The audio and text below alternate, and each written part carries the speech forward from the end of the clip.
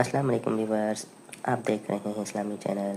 اگر نئے آئے اس چینل پہ تو لازمی سبسکرائب کرنا نہ بھولیے گا اور بیل آئیکن کو لازمی پریس کریں۔ امام غزالی نے لکھا ہے احیاء علوم کے اندر، آپ احیاء علوم میں فرماتے ہیں کہ حضرت عمر فاروق رضی اللہ تعالیٰ عنہ کے سامنے کھڑے ہو کے ایک شخص، یہ دن بھی آگے نا سیدنا فاروق اعظم قربان جائیں، حضرت عمر وہ شخصیت ہیں، پڑھتے جاؤ گے نا ان کو تو ان کے دیوانے ہوتے جاؤ گے۔ یہ دنیا میں اتنا قیمتی وجود ہے حضرت عمر فاروق کا۔ یہ کچھ دن پہلے سیدنا عثمان غنی کے دن گزرے، اب حضرت عمر کے دن ہیں، تو یہ ہمارے مشائخ ہیں، یہ ہمارے بزرگ ہیں، یہ ہمارے اسلاف ہیں، ان کی محبت ایمان ہے، ان کا بغض نفاق ہے، ان کا بغض۔ ایک بندہ مر گیا تھا تو کہا یا رسول اللہ جنازہ پڑھا دے، فرمایا نہیں پڑھانا۔ کیوں؟ فرمایا عثمان غنی سے بغض رکھتا تھا۔ تو جب عثمان غنی کے بغض والے کا جنازہ حضور نہیں پڑھتے تو باقی لوگ کیسے پڑھ لیتے ہیں؟ زیادہ انسانیت آ گئی ہے تھوڑی سی، جب حضور نہیں پڑھتے۔ کچھ لوگ نا تو آج زیادہ نیک ہونا چاہتے ہیں، تو میں کہتا ہوں تو ذرا زیادہ ہی آگے نکل گیا، واپس آؤ۔ حد تو وہ ہے جو رسول پاک نے قائم کر دی ہے، اس لیے عقیدے ہمیشہ تگڑے رکھیں۔ حضور کے صحابہ ہوں، اہل بیت ہوں، محبوب کا ہر صحابی اسے دل کی دھڑکن بنا لیں اور آنکھوں کا تارا بنا لیں، پھر آپ محسوس کریں گے کہ ایمان میں تازگی بھی ہے، پختگی بھی ہے۔ بہرحال حضرت عمر فاروق رضی اللہ تعالیٰ عنہ کی خدمت میں ایک شخص نے ایک بندے کی بڑی تعریف کی۔ ہمارے ہاں لوگ مبالغہ رہی کرتے ہیں، تعریف بھی کریں تب بھی مبالغے سے کرتے ہیں، تنقید بھی کریں تو پھر بھی حدیں پار کر جاتے ہیں۔ اعتدال اسلام کا حسن ہی اعتدال ہے، یہ امت ہی امت وسط ہے۔ حضرت عمر فاروق رضی اللہ تعالیٰ عنہ کی خدمت میں کھڑے ہو کے ایک شخص نے تعریف کی کہ فلانا بندہ بڑا ہی اچھا ہے، بڑا ہی عمدہ ہے، کیا ہی بات ہے، کیا ہی بات ہے، بڑی تعریف کی۔ تو حضرت عمر فاروق رضی اللہ تعالیٰ عنہ سمجھدار آدمی تھے، کائنات ان سے سیکھتی تھی۔ حضرت عمر رضی اللہ تعالیٰ عنہ بات سنتے رہے، جب اس کی بات ختم ہوگی تو 3 باتیں کی حضرت عمر نے۔ فرمایا تو نے اس کی بڑی تعریف کی ہے، یہ بتا کہ تو اس بندے کا پڑوسی ہے؟ کہ نہیں۔ فرمایا اس کے ساتھ کبھی درہم اور دینار کا لین دین کیا ہے؟ حضور نہیں۔ تو آپ نے فرمایا اس کے ساتھ کبھی سفر کیا ہے؟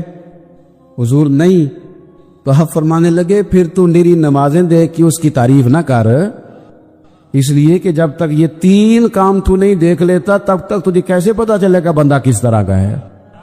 ہمارا یہ مزاج بن گیا ہے کہ بہت سارے لوگ جو ہیں وہ کہتے ہیں جناب دیکھو جی او خدا کے بندوں، فقط ظاہری علیا نہیں دین، آپ کے باطن میں دیانتداری کتنی ہے، آپ کا یہ بھی دیکھا جائے گا کہ تسبیح کتنی پڑھتے ہیں، اور یہ بھی دیکھا جائے گا کہ رزق حلال کھاتے ہیں کہ حرام کھاتے ہیں۔ معاذ اپنی اخلاق کی ساری حدیں دیکھیں۔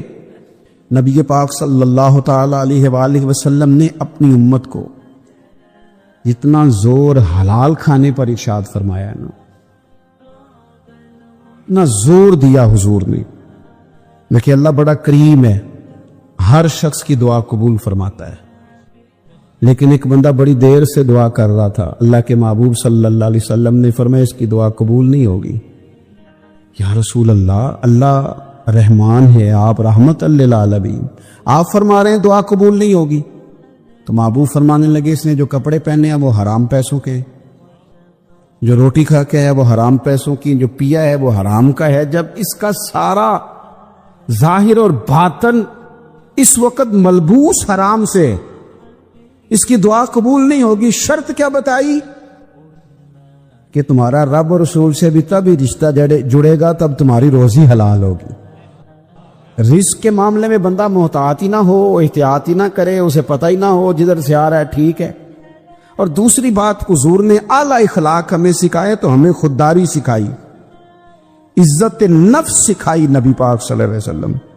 عزت نفس کتنا سارا آج لوگوں میں یہ مسئلہ بن گیا ہے، کسی کے پیسوں پہ وقت گزارنا ہے، کتنا مسئلہ بن گیا ہے کہ جناب فلانے کو دعوت ڈالو تو روٹی کھاتے ہیں، تحفے وصول کرنا۔ وہ کسی شاعر نے کہا تحفہ لینا اچھی بات ہے، لیکن اس نیت سے لینا کہ میرے پیسے بڑھ جائیں گے، لالچ کر کے لینا، خود اس کی طلب پیدا کرنا، وہ کسی شاعر نے کہا تھا کہ اب تو میری خودداریاں تھکنے لگی ہیں، میں بھی تحفے لے کے خوش ہونے لگا ہوں۔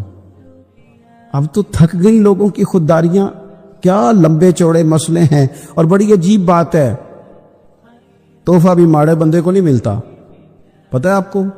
تحفہ ملتا جو بندہ عہدے پہ بیٹھا ہو، اس سے تحفے ملتے ہیں، وزیروں کو، منسٹروں کو، ان کو تحفے ملتے ہیں۔ حضرت عمر فاروق رضی اللہ تعالیٰ عنہ حضرت سعید بن زید رضی اللہ تعالیٰ عنہ سے ملنے گئے، وہ ایک صوبے کے گورنر تھے، ان کے پاس تحفوں کا ڈھیر لگا ہوا تھا۔ تو حضرت عمر نے ایک لفظ کہا، آپ کی توجہ ہے میری بات پر، یہ دیکھیں باریکی۔ حضرت عمر فرمانے لگے یہ کیا ہے؟ کہنے لگے تحفے ہیں، یہ مجھے لوگوں نے تحفے دیے۔ فرمایا تحفہ نہیں، یہ تمہارے عہدے کا ہدیہ ہے، جس عہدے پہ تم بیٹھے ہو نا، تمہیں لوگوں نے ہدیہ دیا ہے تاکہ تم لوگوں کے حق میں نرم ہو جاؤ، پھر وہ تم سے فیصلہ کرائیں اپنے حق میں، یہ عہدے کا ہدیہ ہے۔ کہ نہیں نہیں جناب مجھے تحفہ دیا ہے، وہ لوگ خود مجھے کہہ کے گئے ہیں تحفہ ہے۔ تو سیدنا عمر کہنے لگے تو گھر جا کے اپنی والدہ کے پاس بیٹھنا، پھر میں دیکھتا ہوں کتنے تحفے آتے ہیں۔ تو گورنر کی کرسی پہ بیٹھا ہے تو کہہ رہا ہے جناب مجھے تحفے آئے ہیں، تو گھر جا کے بیٹھنا۔ یاد رکھ لیں کہ خودداری اعلی اخلاق کی علامت ہے۔ ہمیں جو چودھری دے ہمیں اس پہ راضی ہونا چاہیے، جو ہمیں مالدار دے، سیٹھ دے، فلانا دے، دنیا دار دے، اس پہ راضی ہونا چاہیے، یا جو رب نے دیا اس پہ راضی ہونا چاہیے؟ اور خوش رہیں اس بات پر جو اللہ نے عطا کی ہے۔ اگر مالک نے ہمارے حق میں فیصلہ کیا ہے کہ تھوڑے پیسوں پہ ہم نے گزارا کرنا ہے، تو پھر دکھ قبول محمد بخشا راضی رہن پیارے، پھر پریشانی والی کیا بات؟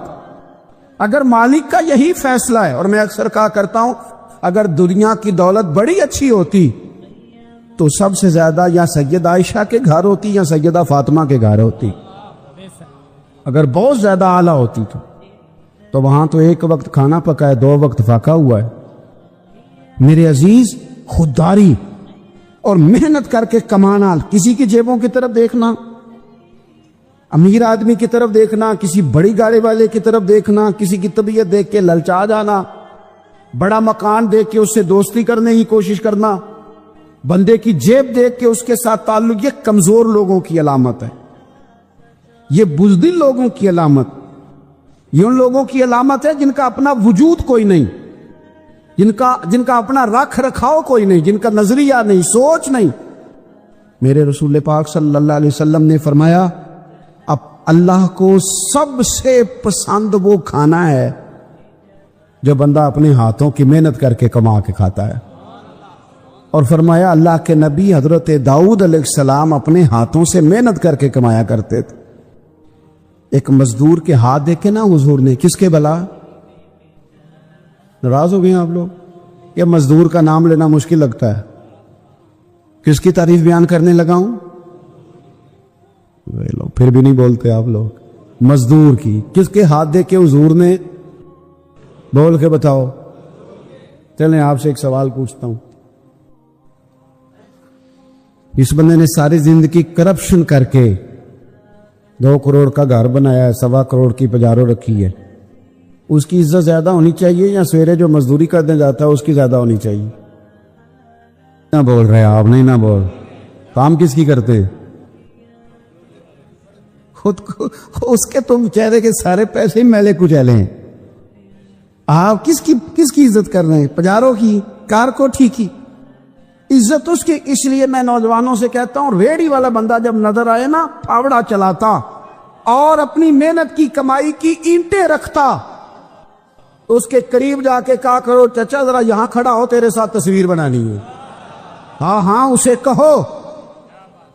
اسے کہو ادھر آنا تیرے ساتھ، تو بڑا شاندار آدمی ہے۔ اس لیے کہ غیرت ہے بڑی چیز جہان تگ و دو میں، پہناتی ہے یہ فقر کو تاج سر دارا، یہ سردار بنا دیتی ہے اگر بندہ عزت والا محنت والا آدمی اس کے ساتھ۔ مزاج کے اندر تھوڑا ٹھہراؤ نا جناب، آپ کو سمجھ آئے کہ اخلاقیات یہ کیا ہیں۔ ہم پجاروں والے کے ساتھ فوٹو بنواتے ہیں، اس کے پاس تو کرپشن کی۔ اور یہ میں آپ سے عرض کروں، یہ جتنی سیاسی جماعتیں آپ کے ملک میں حکومت کر چکی ہیں یا کر رہی ہیں، ان سے اللہ کوئی کام لے لے تو لے لے، میں ذاتی طور پر ان سے پورا مایوس ہوں۔ مجھے لگتا نہیں اس ملک میں جب نعرہ لگا تھا کہ پاکستان بنانا ہے تو لوگوں نے جانیں قربان کی۔ ایک وقت آیا کہ جناب نعرہ لگا کہ ہم نے فلانی چیز بحال کرنی ہے، تو لوگ پھر ایک نعرہ ہم نے اپنی زندگی میں دیکھا کہ قرض اتارو، عورتوں نے زیور اتار کے دیے، ہوا کہ نہیں ہوا؟ پھر ایک آدمی اور اٹھا، اس نے کہا میں کرپشن ختم کروں گا، نوجوان بیچارے دیوانہ وار اس کے پیچھے بھاگے، وہ کرپشن ختم کرنا آیا تو اس نے کرپشن زیادہ لوگوں کو وزیر بنا دیا۔ کیا مذاق بنایا ہوا ہے، قوم تو بیچاری مخلص ہو کے چلی، لیکن تم نے کیا حال کیا۔ چلو یہ لوگ تم سے اگر سوال نہیں بھی کرتے تو صبح قیامت رب ضرور سوال کرے گا۔ میرے عزیز، خودداری پیدا کرے، عزت نفس پیدا کرے۔ ان لوگوں کے ساتھ تصویریں کھنچواتے ہو جن کا پتہ ہے کہ ان کے پاس دھوکے کے پیسے، محنت، جدوجہد، کوشش، وقار، آپ کی طبیعت کے اندر خودداری ہو۔ میرے رسول پاک کیا اخلاق سکھاتے تھے، نوجوانوں خدارا، یہ میری بات نہ بھولنا جو کر کے جانے لگا ہوں۔ ایک نوجوان نے آ کے ہاتھ پھیلا کے عرض کی تھی، حضور میرے گھر میں کچھ نہیں، مجھے کچھ دیجئے۔ حضور سب کو دیتے، جھولی بھر بھر کے دیتے، لیکن امت کی تربیت بھی ہے نا۔ حضور فرمانے لگے کوئی شے نہیں تیرے گھر، اتنا غریب بندہ میں دعوے سے کہتا ہوں یہاں کوئی بھی نہیں بیٹھا ہوگا، دعوے سے کہتا ہوں کوئی شے نہیں۔ عرض کی حضور ایک کمبل اور ایک پیالہ ہے میرے گھر میں۔ اتنا غریب کوئی ہے جس کے گھر میں ایک ہی پیالہ ہو، ایک ہی کمبل ہو، دوسرا بستر ہی نہ ہو؟ اتنا غریب آدمی۔ حضور نے فرمایا لا نا، وہ لے کے آیا، میرے کریم محبوب صلی اللہ علیہ وسلم نے بولی لگوا دی، اس کمبل اور پیالے کی بھی بولی لگا دی۔ کون خریدے گا؟ ایک صحابی نے کہا 1 دینار، دوسرے نے کہا 2 دینار، حضور نے 2 میں بیچ دیا۔ فرمایا جا 1 دینار کا کھانا لے جا، 1 دینار کا کلاڑا خرید کے لا۔ وہ کلاڑا خرید کے لایا، نصیب دیکھو کلاڑے میں دستہ حضور نے اپنے دستے مبارک سے لگایا۔ اور کریم محبوب اخلاق سکھاتے ہیں اپنی امت کو۔ حضور نے فرمایا یہ رسا پکڑ، کلاڑا اٹھا، جنگل میں جا، لکڑیاں کاٹ کے بیچ، کھا بھی اور کھلا بھی، پہن بھی اور پہنا بھی، محنت کر، جد و جہد کر۔ گردن کو جھکا دیتا ہے خیرات کا پتھر، جہاں میں مانگنے والوں کے سر کبھی اونچے نہیں ہوتے۔ اور اقبال کے بیٹے نے خط لکھا، اقبال پردیس میں تھے، کہنے لگا ابا جی ضرورت پڑ گئی ہے، تھوڑا قرض لے لوں کسی سے؟ آپ ادھر نہیں ہیں، میں نے اب پڑھنا ہے، میں نے کچھ فیسیں دینی ہیں، کچھ داخلے جمع کرانے، کچھ قرضہ لے لوں کسی سے، قرضہ۔ تو اقبال نے بیٹے کو جواب لکھا، اقبال کہنے لگے دیار عشق میں اپنا مقام پیدا کر، تو دیار عشق میں اپنا مقام پیدا کر، دیار عشق میں اپنا مقام پیدا کر، نیا زمانہ، نئے صبح و شام پیدا کر۔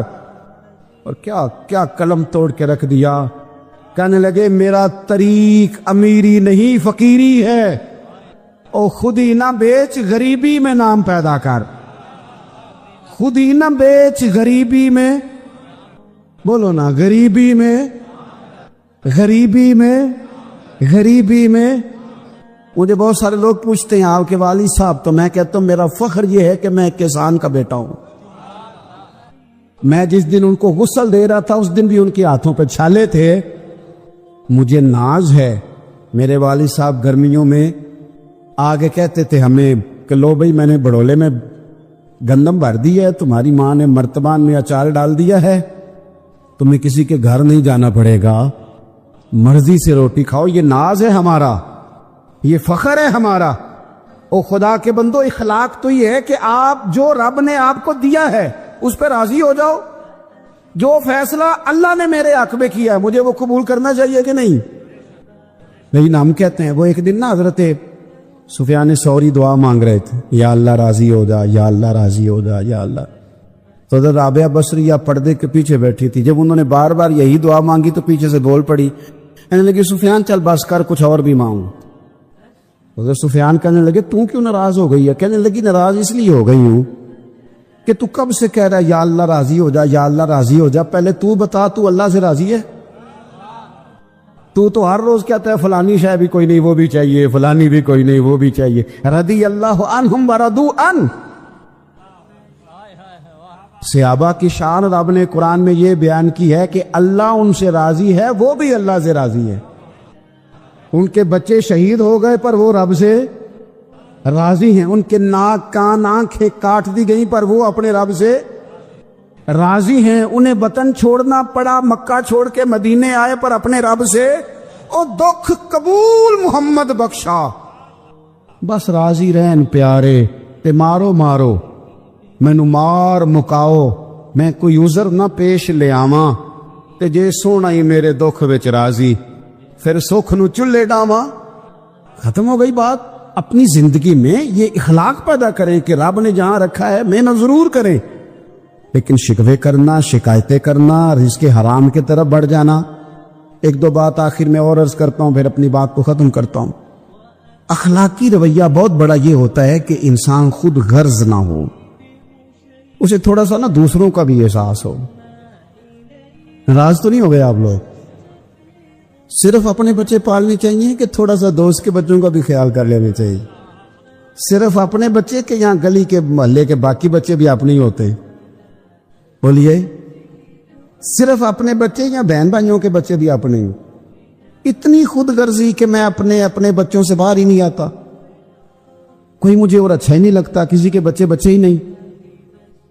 آپ دیکھیں حضور نے ہمیں اخلاق کیا دیا۔ اللہ کے محبوب فرمانے لگے تم میں بہترین وہ ہے جو لوگوں کے حق میں بہتر ہے، یعنی ایسا نہیں کہ تم ہر بندے سے نفع لینے کی کوشش کرو، بلکہ کریم فرمانے لگے تم بھلا کرنے کی کوشش کرو۔ اخلاقی رویہ تو یہ ہے کہ تمہاری وجہ، وہ ایک بزرگ تھے نا، تو وہ دلی میں صبح کا تھوڑا بہت ناشتہ، غریب آدمی تھے، بڑھاپا بھی بڑا تھا، نظر بھی کم نہیں آتا تھا، تو وہ صبح کے ٹائم کچھ تھوڑی سی دکانداری کرتے تھے، ناشتہ واشتہ لگاتے تھے رزق حلال کے لیے۔ ان کو نا لوگ کھوٹا سکہ دے جاتے اکثر۔ کھوٹے سکے کا پتہ ہے؟ نہیں پتا؟ پتہ ہے؟ یا ہاں کرو یا نہ کرو، کھوٹا سکہ نا وہ چاند تارا بنا ہوتا تھا یا کچھ لکھا ہوتا، تو جب وہ گھس جاتا تھا نا اوپر سے پوری طرح، تو اسے کہتے تھے یہ سکہ، وہ لیتا کوئی نہیں تھا دکاندار، کھوٹا سکہ اس کو کہتے تھے۔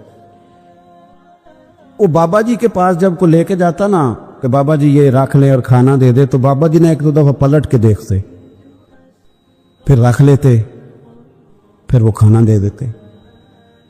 لوگ سمجھتے کہ بابا جی کو صحیح نظر نہیں آتا، اس لیے بات مشہور ہو گئی کہ جس کے پاس بھی کھوٹے سکے ہیں نا وہ بابے کی دکان پہ چل جاتے ہیں۔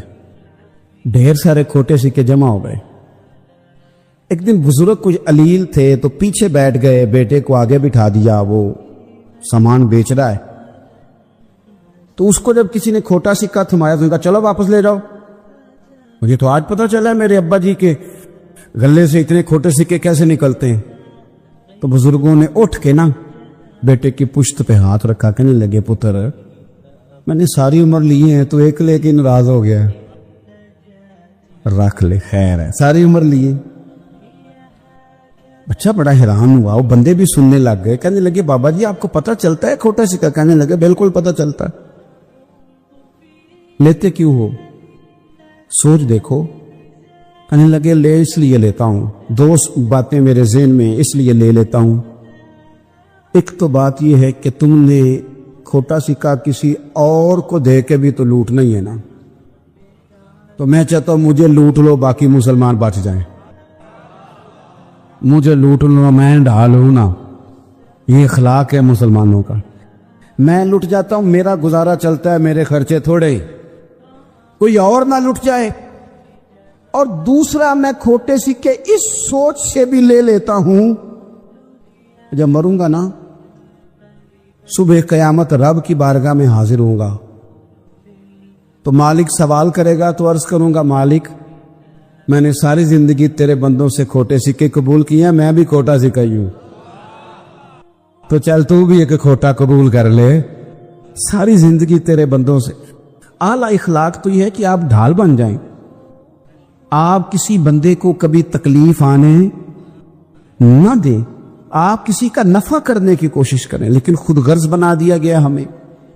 اس طرح کا ماحول دنیا میں بنایا گیا کہ ہر بندہ خود غرض نظر آتا ہے، کس طرح مال کھایا جا سکتا ہے، بلکہ اللہ معاف کرے شادی بیاہ پہ بھی دیکھا جاتا ہے کہ پیسے کتنے ملیں گے، فائدہ۔ یہ ہماری مذہبی محفلیں ہیں۔ میں تو خیر اب کچھ بیمار بھی ہوں اور کچھ میری مصروفیت بھی بڑھ گئی ہے، جلسوں پہ زیادہ نہیں جاتا، اور اس لیے بھی نہیں جاتا کہ بڑی تکلیف ہوتی ہے بعضوں کا، جب محسوس ہوتا ہے نا اتنے میں نعت بھی کی، اتنے میں تلاوت بھی کی، تو ایسا لگتا ہے جیسے ہم کسی بازار میں بیٹھ گئے، ایسے جیسے معاذ اللہ تعالی ہمیں کوئی خریدے گا۔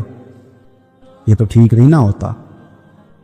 یہ کوئی دکان تو نہیں ہے کہ جہاں ہم دکان پہ بیٹھے ہیں تو آپ ہمیں اٹھا لیں گے۔ مطلب جب لوگ پوچھتے ہیں نا کہ جناب آپ کو بلانا ہے تو آپ کا ریٹ کیا ہے، تو کئی دفعہ اپنا وجود دیکھ کے حیا آتی ہے، یار یہ کیا بن گیا ہے۔ اس طرح کی دنیا بھی ہم نے دیکھنی تھی، اور یہ بکنے والوں نے زیادہ خرابی نہیں کی، خریدنے والوں نے کی ہے، نے خرابی کی ہے، لوگوں کا مزاج خراب کیا۔ عزیز بھائی، حضور کی حیات نور سے جو ضیائیں پھوٹتی ہیں، جو روشنیاں ہمیں نصیب ہوتی ہیں، ان کے بہت سارے پہلو ہیں۔ عقیدہ توحید ہے، پیغام توکل ہے، اہمیت صبر ہے، مقام تسلیم و رضا ہے۔ یہ ساری چیزیں حضور کی حیات نور سے ہمیں نصیب ہوتی۔ مسلمان میں اور آپ جس دور سے گزر رہے ہیں، اس دور کی تیزی نے اور معاملات کی شدت نے ضروریات کو بے لگام کر دیا ہے، خواہشات بہت ساری بڑھا دی ہیں۔ لازمی نتیجہ یہ نکلا ہے کہ لوگوں کے دل سخت ہو گئے ایک دوسرے کے لیے، مختلف ہیلے بہانے سوچ کے کہ جی چونکہ فلانا بھی ٹھیک نہیں تو لہٰذا میں بھی ٹھیک نہیں، کیونکہ فلاں میرے ساتھ یوں کرتا ہے تو میں بھی رد عمل کے طور پہ یوں کروں گا۔ ہم بھی اپنے دلوں کو سخت کر لیتے۔ وقت گزرنے کے ساتھ ساتھ آپ دیکھ لیں کہ لوگوں کا رویہ اتنا سخت ہو گیا ہے کہ کسی بھی محکمے کا آپ نام لے لیں، پوچھے لوگوں سے کہ پولیس